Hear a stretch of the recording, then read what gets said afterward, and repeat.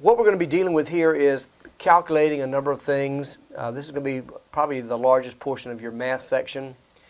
I hope everybody in here knows how to calculate or how to transfer a percentage into a fraction and vice versa. I think from a testing standpoint, you're going to need to know how to calculate a commission. And just remember that the way that they're going to pose these commission problems, it might very well be you've got to determine, first of all, what is the sales price, not what the listing price is. It might very well be that they give you both. Your commission is based on the sales price, not the listing price. Now, if they don't give you both, then you'll have to go with what they've got. You'll have a total gross commission, and then you may have to determine, which portion goes to the sales associate, which portion goes to the broker. As far as the preliminaries in any kind of closing, there will be a number of things that we're going to have to understand and know. There's going to be inspections done, but from a testing standpoint, let's get to the heart of it. There's going to be two portions that you're going to need to know: expenses and prorations.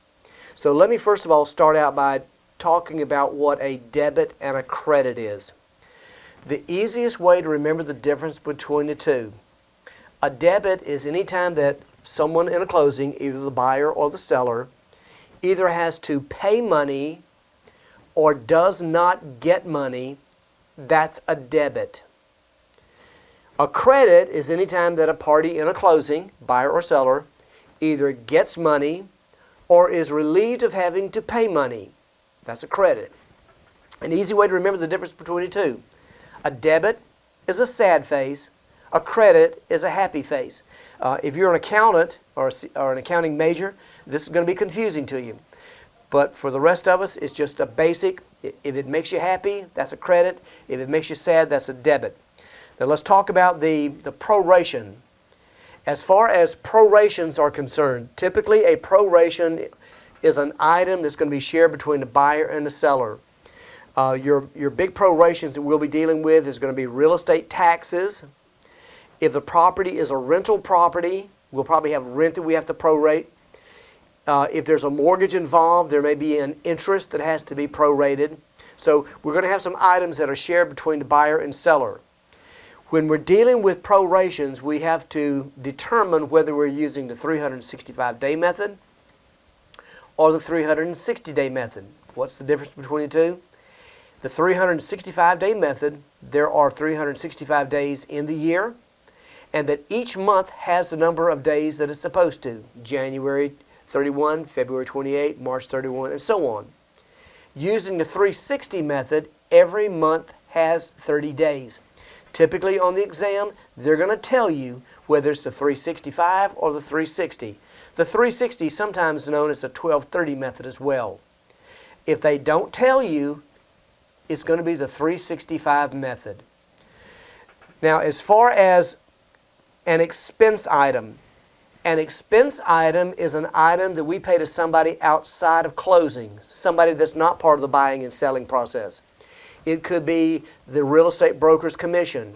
It could be doc stamps and intangible tax to the state. It could be surveyors. It could be appraisals. It could be any number of things, money that we pay to people outside of closing.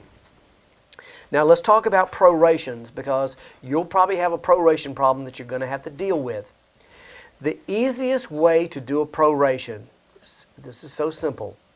I want you to first draw a timeline. The seller has the first half, the buyer has the back half. I want you to mark on there somewhere a day of closing and who it belongs to. Then what I want you to do is post on either side, whichever side, it depends on what it is, when this bill was either paid or due. Real estate taxes are paid in arrears, so it would show up at the end of the timeline. Interest on a mortgage is paid at the end of that timeline. Now, if it's a rental property, rent is typically paid up front, the first of the month, or whatever that period is. So rent would be paid in advance.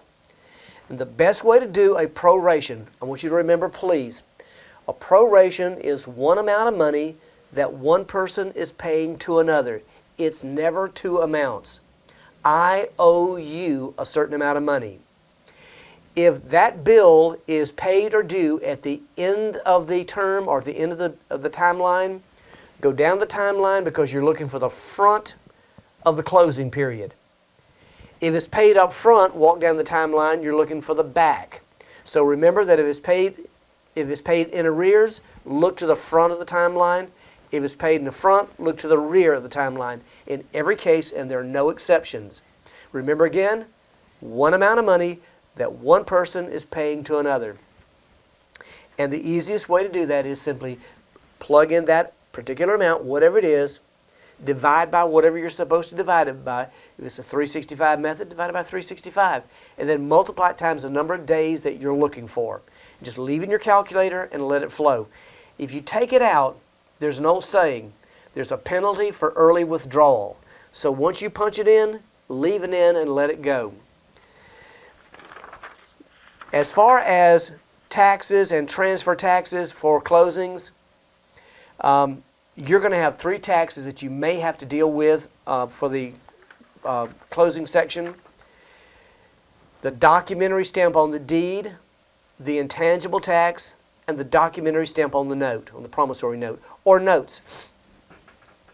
The documentary stamp on the deed is based on the purchase price and is calculated by taking the purchase price, dividing it by 100, and multiplying it times 70 cents.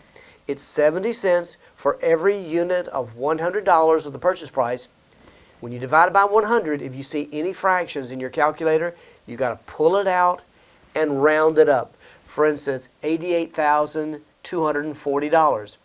Well, that $40, when you divide it by 100, comes out as a fraction. So you have to pull that out and make that 283, if you follow what I'm saying. So anytime that you have a fraction, you've got to pull it out and round it up to the next nearest 100. As far as the intangible tax, that's on mortgages only. And anytime that you create new debt for closing, there's going to be a mortgage involved. That's the collateral instrument. That's calculated, the mortgage amount times 2 mils, 0.002. Remember that a mortgage cannot exist unless there is a debt. So when you see a mortgage tax, an intangible tax, you know there's got to be a promissory note somewhere. So whatever amount of mortgage there is, there's also have to be an equal amount of promissory note. The promissory note is based on all new debt created at closing and also any assumption. Anytime that we have an assumption, the lender is going to require the new buyer, the new borrower, to sign a note and become legally responsible for the debt. That's the reason they do that. So the calculation for the documentary stamps on the promissory notes is 35 cents for every unit of $100, and any fraction, you're going to have to round it up, just like in the doc stamp on the deed. The doc stamp on the deed and the doc stamps on the note are both divided by 100. Remember that the doc stamp on the note or notes is half the price of the deed, 35 cents versus 70 cents. And the best thing to do is just calculate them separately. So the doc stamp on the deed, 70 cents for every unit of $100 of the purchase price. The intangible tax on the mortgage is 2 mils times the new mortgage amount. The doc stamp on the note is 35 cents for every unit of $100 of both new notes and assumed debt. Those are your calculations. Now there's a rule of thumb that we use to determine who pays what at closing. Typically, any time that a seller has a deed, the seller pays doc stamps on the deed. Anything having to do with a mortgage, typically the borrower pays for. Now let's talk real quick about debits and credits to buyers and sellers.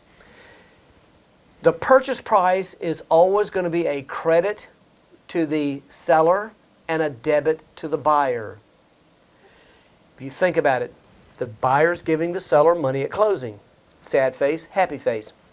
The binder deposit is always going to be a credit to the buyer, and the reason for that is the buyer has already put up the earnest money deposit as part of the offer. So that's money they don't have to come up with at closing. So that'll be a credit to the buyer. That's a happy face. Also remember that any mortgage that we're dealing with, that's money that the buyer does not have to come up with at closing. Now they may have to pay it later, but it's money that the buyer will not have to pay at closing. So all mortgages will be a credit to the buyer. All mortgages that have to do with the seller will always be a debit. That's money they will not receive at closing. And that includes assumed debt as well. So those are your rules of thumb as it relates to the closing. So what I want to do right now is I want to review. Remember that a debit is money that's owed. A credit is money that's received. A prorations are items shared between the buyer and the seller. Expenses are monies owed to people outside of closing. Documentary stamps are 70 cents for every unit of $100 based on the purchase price. The doc stamps on the promissory note is 35 cents for every unit of $100 based on all new notes created for closing. That's both new and assumed. The intangible tax is 2 mills times any new mortgages created at closing. That's 0.002 times the new mortgage amount. Mortgages are always debits to sellers and always credits to buyers. And this is the end of this chapter's review.